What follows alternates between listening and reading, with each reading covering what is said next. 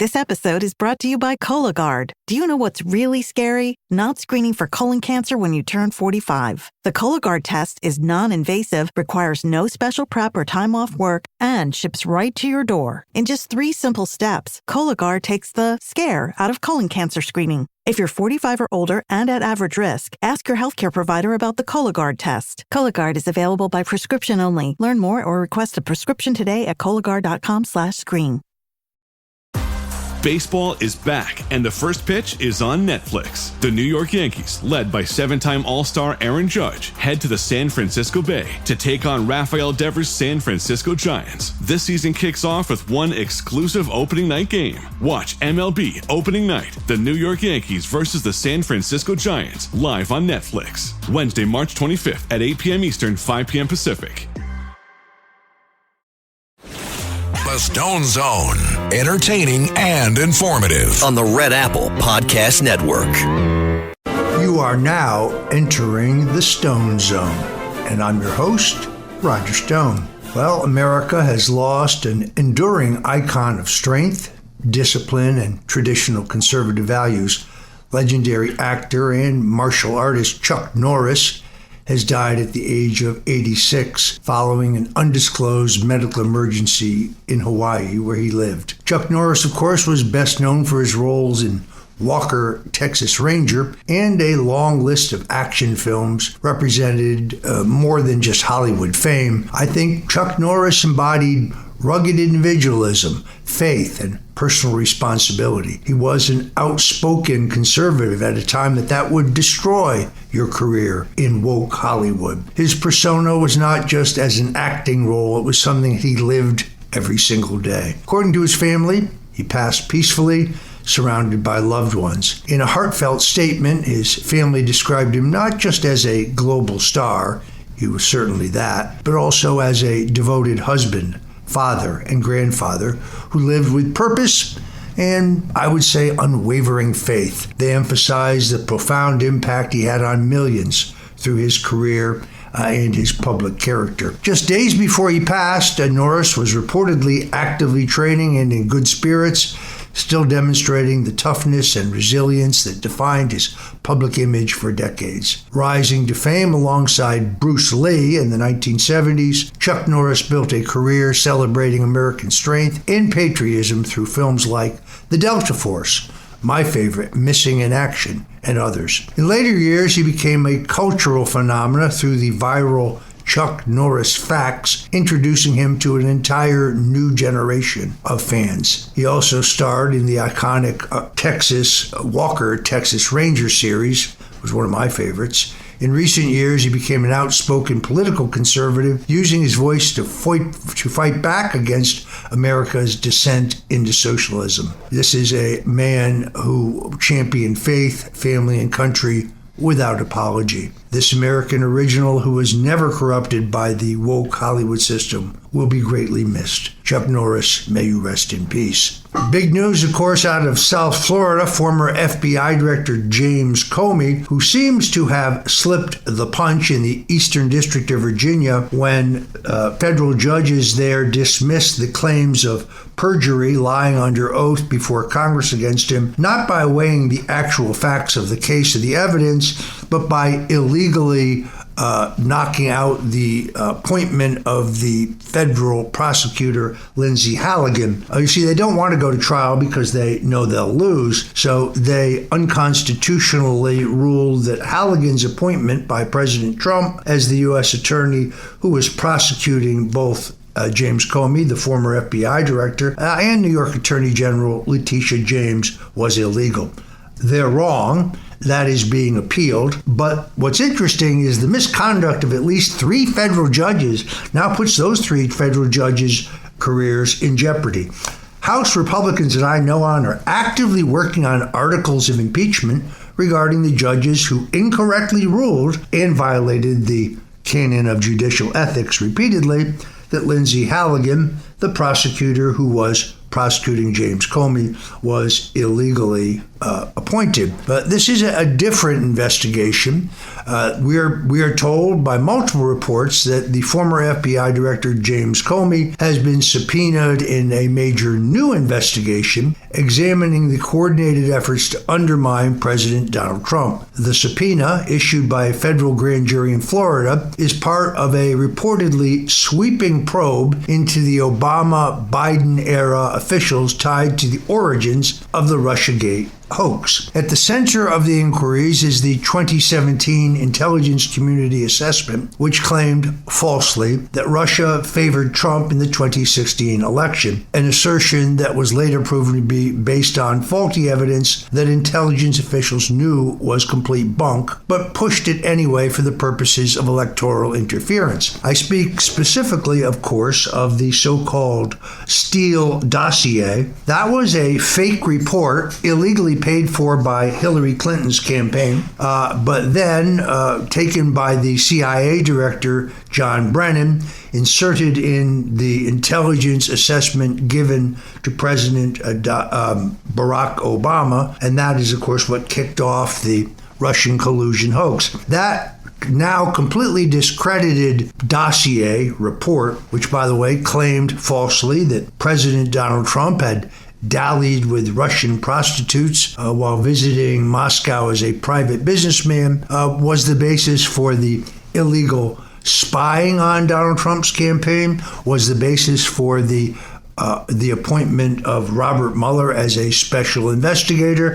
He spent $30 million and came up completely empty-handed on the question of Russian collusion. This new investigation, which is led by U.S. Attorney Jason Redding Quonis under a Trump-appointed judge, has now issued more than 130 subpoenas, signaling, I hope, a serious effort to uncover potential misconduct at the highest levels of government. Now, why Florida, you may ask? Well, here is the underlying legal theory. The Russian collusion hoax was cooked up in an April 2016 meeting in the Oval Office, presided over by Barack Obama himself, including Joe Biden, the CIA Director John Brennan, the FBI Director James Comey, the Director of National Intelligence General James Clapper, Susan Rice, the National Security Advisor, and others. There, they openly discussed the quote-unquote Clinton plan. That was a plan by John Podesta, Hillary Clinton's campaign manager, and Hillary Clinton himself to smear Donald Trump as having been influenced by the Russians. That continues, of course, into the appointment of Mueller. It continues into the entire Russian collusion hoax, which dominated 2017. The two fake impeachments, both of them baseless, that continues into what I believe was the theft of the 2020 election. Then there was the January 6th Fedsurrection, which I think most people have largely figured out was a complete and total setup. We have Nancy Pelosi on videotape admitting as much. Then there was the fake documents case, and here's the key point, the raid on Mar-a-Lago.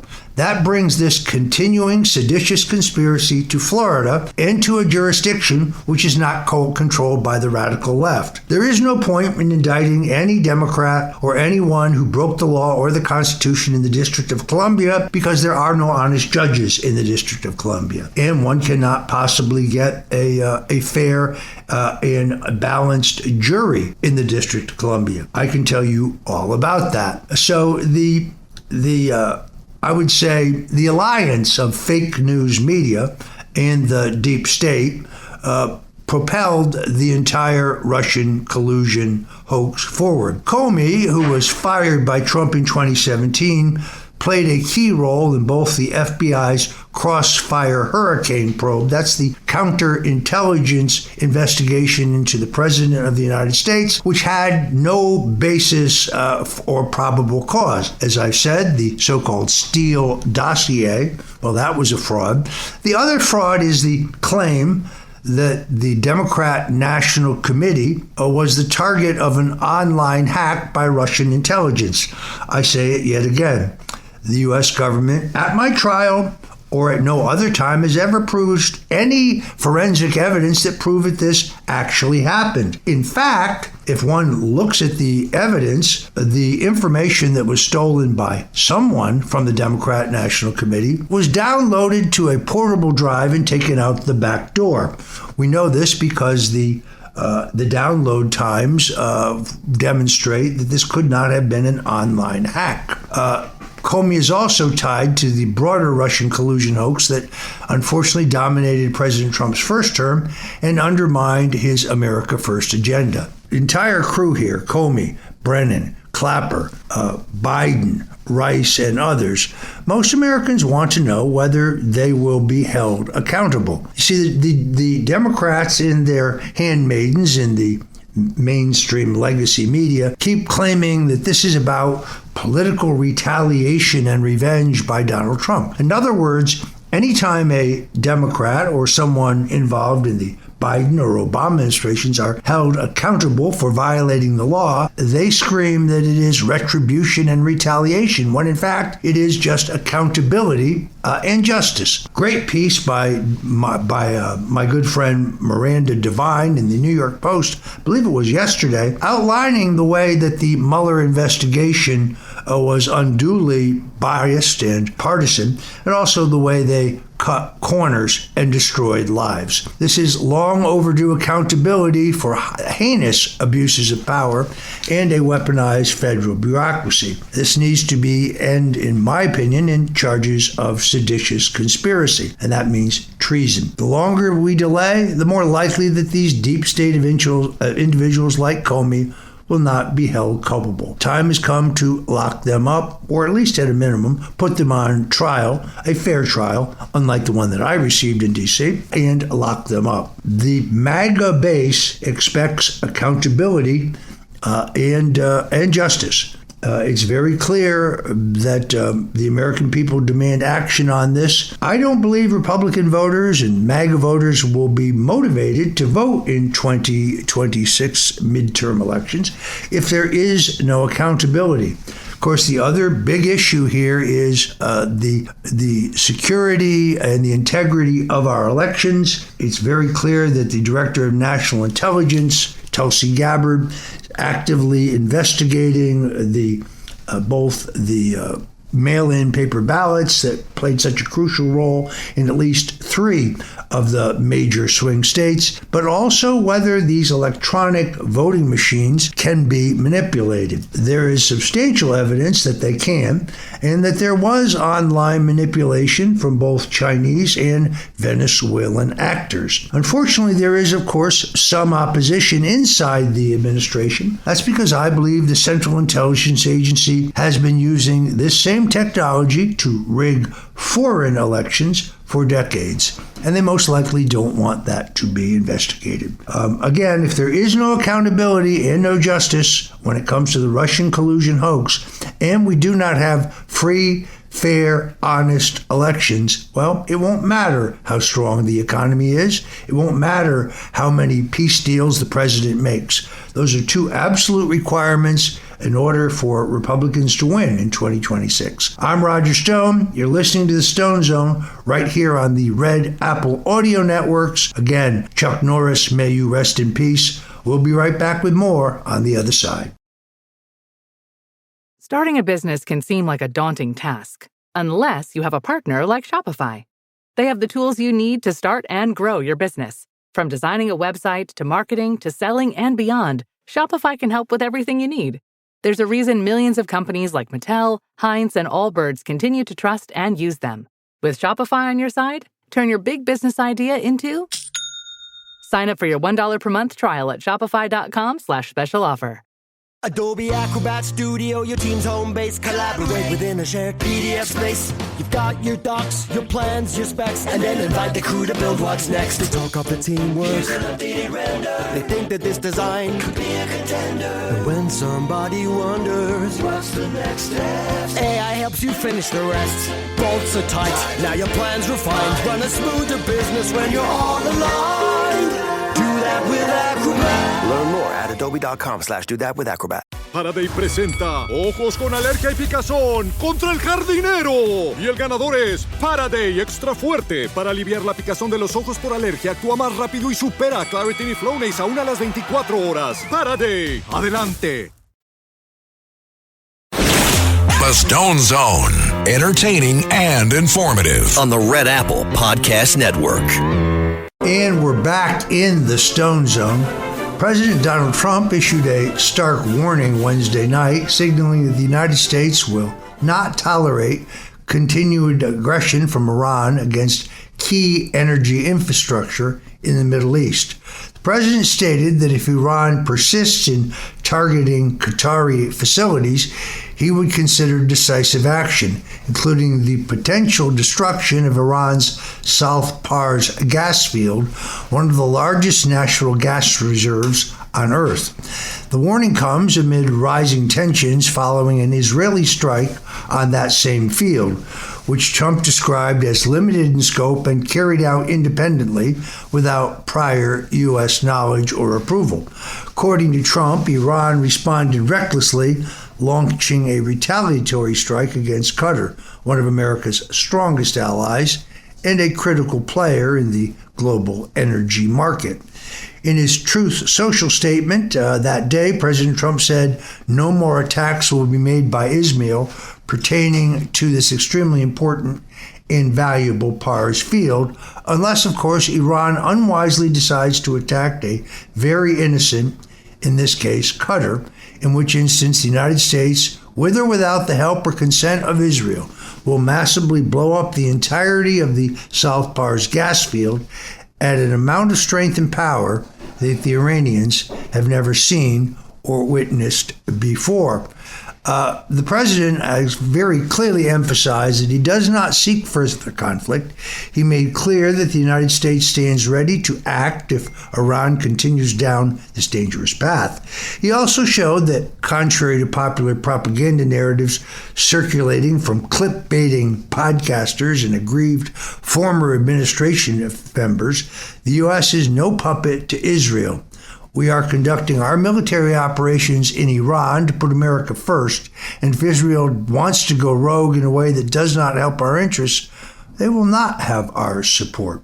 It is abundantly clear here that the resignation of Joe Kent, who claimed falsely that Iran posed no imminent danger to the United States, completely and totally contradicts his own statements under oath less than a year ago when he was confirmed for his position as the head of the Center for Counterterrorism. He may be getting his 15 minutes in the sun. I'm sure he's got a lot of high-level podcast and television interviews, but he's going to have to reconcile what he said then and what he said now.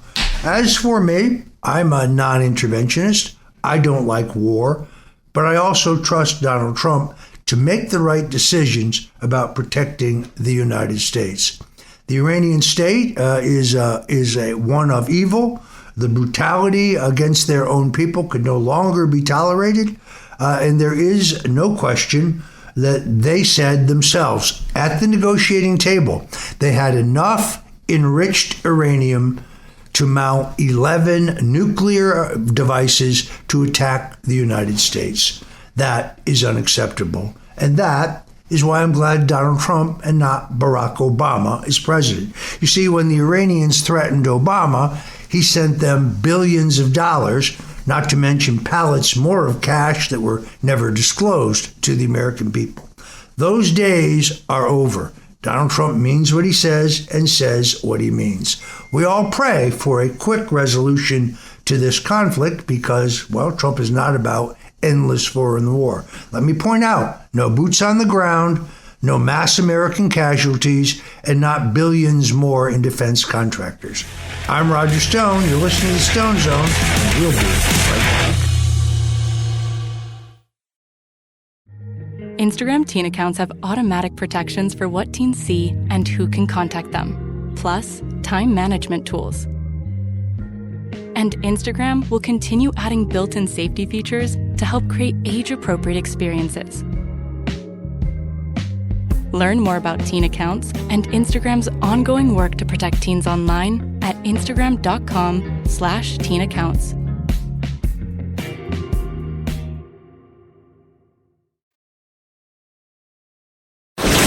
The Stone Zone, entertaining and informative. On the Red Apple Podcast Network.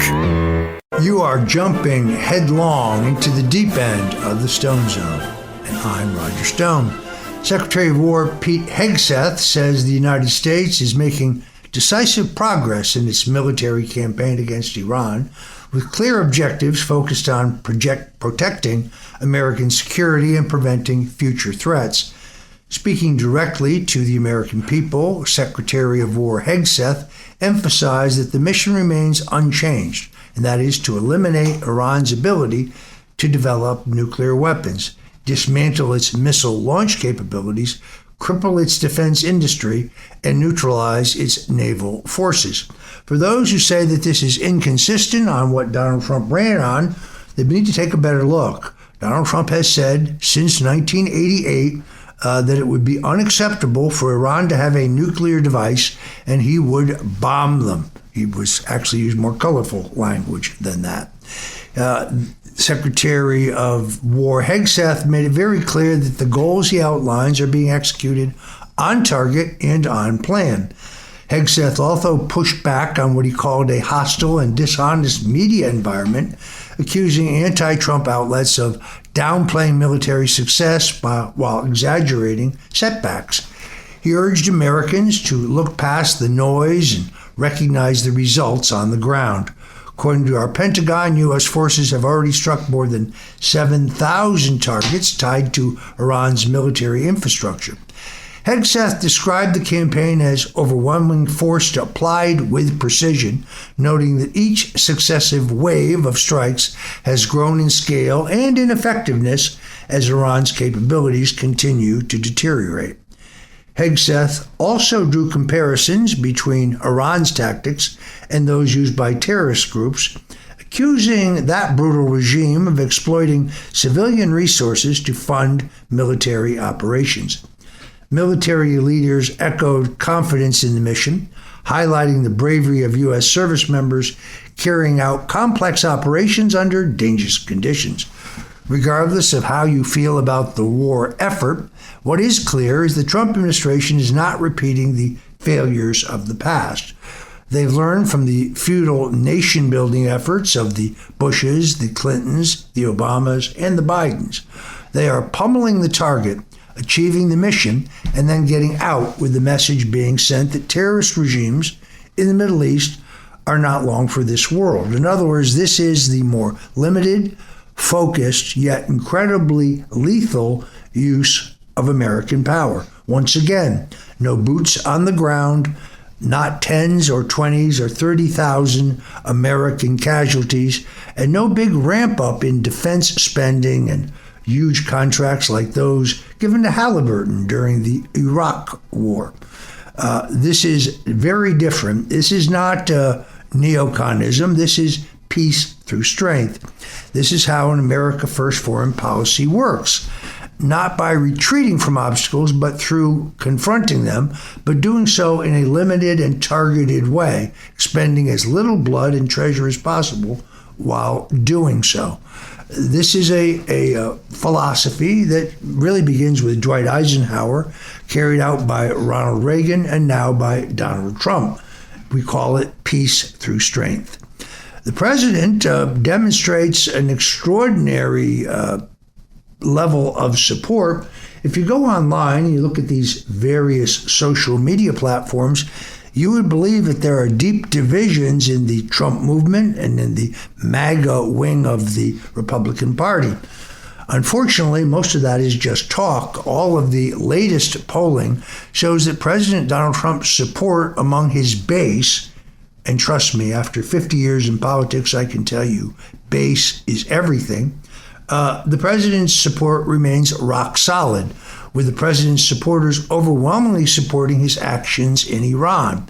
Even CNN has been forced to admit that this is the case. In fact, according to a recent survey, polling highlighted by CNN analyst Harry Enton, 100% of self-identified MAGA voters approve of President Trump with zero disapproval. This result reflects an unprecedented level of unity among the president's core base, who fully trust him, as I do, to do the right thing when it comes to domestic and foreign policy. The poll also showed that 30% of Americans now identify as MAGA supporters. That's an increase from late 2024, signaling expanding grassroots momentum despite relentless media disinformation and criticism and the relentless infighting attempts from some of the social media panicans.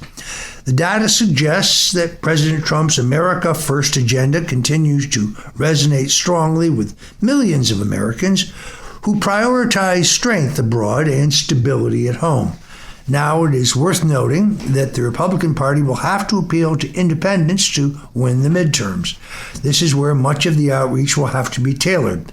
But the base will not be a problem, and that is significant. When Gerald Ford was challenged by Ronald Reagan in 1976, when Jimmy Carter was challenged by Senator Ted Kennedy in 1980, it is because they had dissension within their base. There is no dissension within Donald Trump's base. It is rock solid. President Trump has millions of Americans who have seen him endure as part of his quest to save America. They saw him take a bullet for his country and stand up and yell, "Fight, fight, fight." They're locked in with Donald Trump as their champion. I'm proud to put myself in that same category as one of those Americans who refused to fold when sometimes turbulent path towards national rule made my life and the life of my family extraordinarily difficult. I have no regrets whatsoever. We will ensure that MAGA will endure for generations to come, and I still predict that Donald Trump will preside over a golden age in America, an unprecedented age of peace, prosperity, justice, and law and order. Meanwhile, I do have some concerns because mystery drones have been found at the Army base housing two of the Trump administration's top officials. Security concerns seem to be rising in the nation's capital after multiple unidentified drones were spotted near a sensitive U.S. military installation, highlighting growing threats tied to escalating tensions with Iran. According to the reports, several drones were detected near Fort Leslie J. McNair, Fort McNair in Washington, D.C., a key facility that houses senior military leadership and reportedly top administration officials, including, evidently, Secretary of State Marco Rubio and Secretary of War Pete Hegseth and their families, who reside on the military base for security reasons. While authorities say there is no immediate credible threat, the incident has triggered heightened vigilance across all federal agencies. Military officials confirm they are actively monitoring and investigating these sightings, emphasizing that protecting service members and personnel remains their top priority. The timing is, of course, significant. The United States is already on high alert following ongoing military operations against Iran and increasing fears, of course, of retaliation. Iran has heavily invested in drone warfare, getting most of their drones from the Communist Chinese, and has used unmanned systems through proxy forces to target U.S. troops and allies across the Middle East. Recent attacks here underscore that danger. An Iranian-linked drone strike earlier this month killed 6 U.S. service members in Kuwait, reinforcing concerns that these tactics could expand beyond overseas battlefields. Bases across the country, including key installations in places like Florida and New Jersey, have raised their security posture, while the State Department has ordered increased protections at diplomatic sites worldwide. Experts warn that even small, commercially available drones could pose serious risks if used maliciously. Our military must remain on guard against all potential Iranian terrorism. Their sleeper cells are being activated, and all of us could be targets. See something, say something. These Islamic terrorists are only proving the point as to why they needed to be taken out in the first place. I don't think people realize the brutality of the Iranian regime that has had mass public executions of so-called dissidents. In other words, given the situation in Iran, it takes enormous courage by any Iranian citizen to rise up and protest peacefully against the government. We reached a critical point here where not only their habitual and historical killing of Americans, all the way back to the Marine base in 1981 under Ronald Reagan, also the attack on the USS Cole, the first attack on the World Trade Center. Now, Iran has a long history of killing Americans, and the technology here indicates that they were moving closer and closer to having a deliverable nuclear device. The president has done the right thing. Now he must stay the course. But once again, this is not endless foreign war. No boots on the ground, no American casualties, well, a handful of American casualties. And of course, none of the profiteering that comes normally from war. Very different than the policies of his predecessors. This is a fight we must win. And don't buy this notion that you see all over social media that there are deep divisions among President Trump's supporters over the decisions he made in Iran. The polling shows that the president's supporters remain intense and intact. There are people, I think, who would seek to derail the movement, people, many of whom were never for Donald Trump to begin with, but now claim to be the original supporters of MAGA. You scratch your head because, well, some folks have no sense of history. I myself am encouraged by this news that there are new subpoenas for James Comey, one of the key provocateurs and conspirators in the Russian collusion hoax. But then we heard months ago that John Brennan, who was the real orchestrator of the entire Russian fiasco, had been subpoenaed. I pray these media reports are right because the American people expect accountability and justice. No, it's not retaliation and revenge, as Peter Baker of the New York Times, one of the leading non-journalists working today. You know, I remember when the New York Times was kind of the paper of record, they called it, the old gray lady. Today, the New York Times is the propaganda front for the Democratic Party. If you read it on the front page of the New York Times, to be quite candid, there's a 90-plus chance that what you're reading is completely and totally false. As my good friend Sean Hannity often says, journalism in America is dead. Thank God for the internet, because even though there's disinformation on the internet, there's also truth on the internet. So we're no longer limited as we were, say, in the 1960s when we only had 3 television networks, a handful of national news magazines like Newsweek and Time, Life, Look. Many of you are old enough to remember that. But today we have a diversity of information. See, I believe the American people can tell the truth when they see it. I believe that free expression is crucial. And one of the things I'm going to be talking about on my show this weekend is the way Google is manipulating data to give people the liberal point of view. And they're doing this geographically on a targeted basis in the 20 House districts across the country that will determine which party controls Congress. We saw this phenomena before in 2020. They dialed it back in 2024, but they're at it again. A great analysis I read in Google. So, for example, if you have Gmail and you're a registered Democrat, you get 3 or 4 different reminders that you should vote. If you're on Gmail and you're a registered Republican, well, you get none. Perfect example of big tech cheating. We'll be talking about that a lot more this weekend on the show. You'll want to tune in for that. In the meantime, I'm Roger Stone. You're listening to The Stone Zone, where 5 days a week we delve into trying to get you the inside skinny on American politics, a touch of history, news analysis style, and from time to time we talk about food, one of my favorite subjects. You're listening to The Stone Zone. I'm Roger Stone, right here on the Red Apple Audio Networks, and we'll be right back. At Planet Fitness, we've got everything you need to get stronger with best-in-class equipment and free fitness training, so you can give everything you've got. Join today starting at just $15 a month. Planet Fitness, we're all strong on this planet. See Club for details. The Stone Zone, entertaining and informative. On the Red Apple Podcast Network. Welcome back into the Stone Zone. I'm your host, Roger Stone.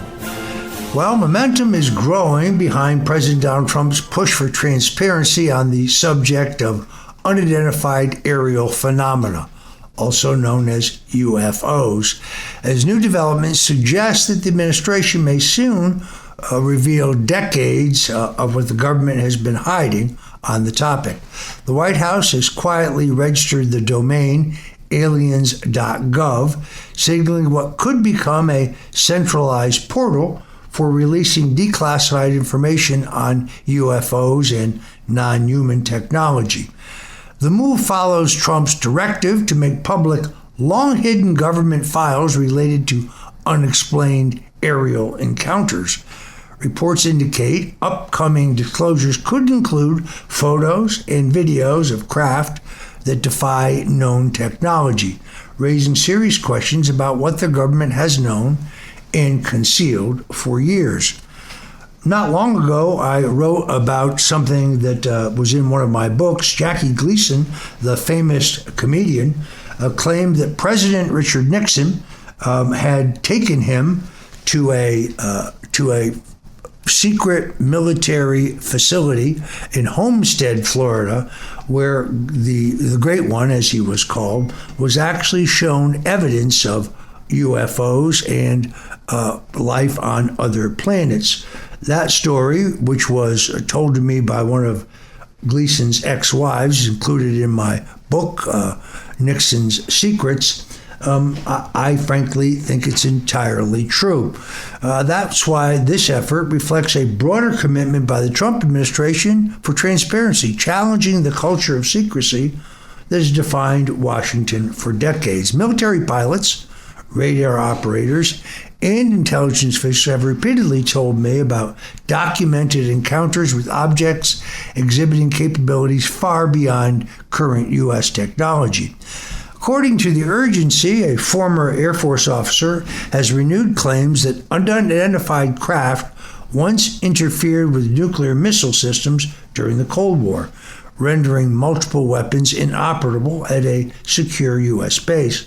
Similar incidents have reportedly occurred near restricted military facilities, including nuclear facilities.